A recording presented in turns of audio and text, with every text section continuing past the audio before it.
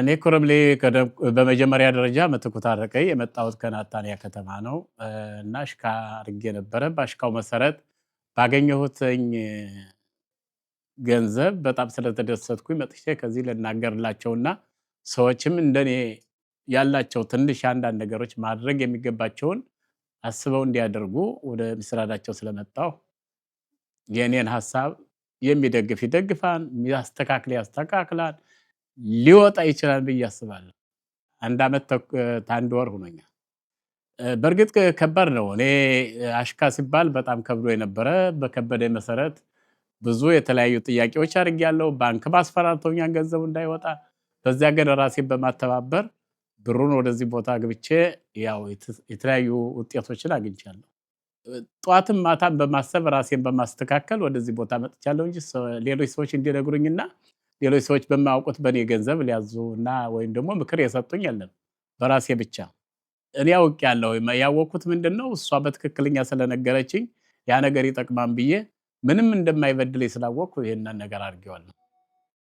3 ወር ጠብቅ ብላኛለች። አሁን እንግዲህ እሷ 3 ወር እንደሆነኝ የመጀመሪያው ጊዜ 3 ወር ደውላ ምናምን እንደሚገባ ነገረችኝ። በ3 ወሩ ሄጄ አየሁ። አላመንኩም ነበረ። የ3 ወሩ ገብቶ አገኘሁትኝ። ከዛ በመከታተል ደግሞ 3 ወር በየ3 ወሩ ሊገባ ሊጀምርና እግዚአብሔር ይመስገን እስካሁን ጥሩ ነው።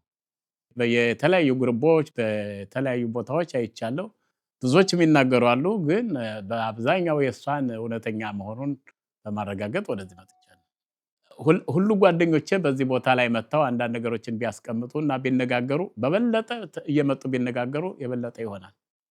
እኔ በበኩሌ ራሴ ባላዝበትም ምክሩን ሰጠዋለሁኝ። ይሄ ነገር እንደሚጠቅመውና እንደማያጎለው ነግረዋለሁ። ቢያንስ የሄደው ብርም የሚመለስበትን ቦታ ወደ ባንኩ ዙሮ ነው የሚመጣ። አሁን ወጥቷል ከባንኩ ተመልሶ ደግሞ ወደ ባንኩ ይመጣል። ስለዚህ ለጓደኞቼ በጣም እነግራቸዋለሁ ያጋጠመኝን ሁኔታ ማለት ነው። እንደገና ለነሱ ደግሞ ቢታሆን እንደሆናቸው እኔ አሁን በዚህ እየተናገርኩ ነው። የኔ ብር እንዳይቀርም እንደማይቀርም ሁሉ እያየ ነው፣ ምስክር እየሆነ ነው። ስለዚህ የተለያዩ ነገሮች የሚሰሩ ቢሆን ኑሮ ኢንተርቤት ባላደረጉ ነበር ከዚህ ውስጥ አመጣው ማለት ነው። ስለዚህ የኔን ብር ሀገር እያወቀው ነው ይመለስልኛል በትክክለኛ አናባ ወይዘሮ ልክነሽ አሃባ በሜት ጥሩ ሰው ደግ ሰው ናት። እንዳንደነግጥ እንዳናስብ ሁልጊዜ ታረጋጋናለች፣ ሁልጊዜ ትነግረናለች።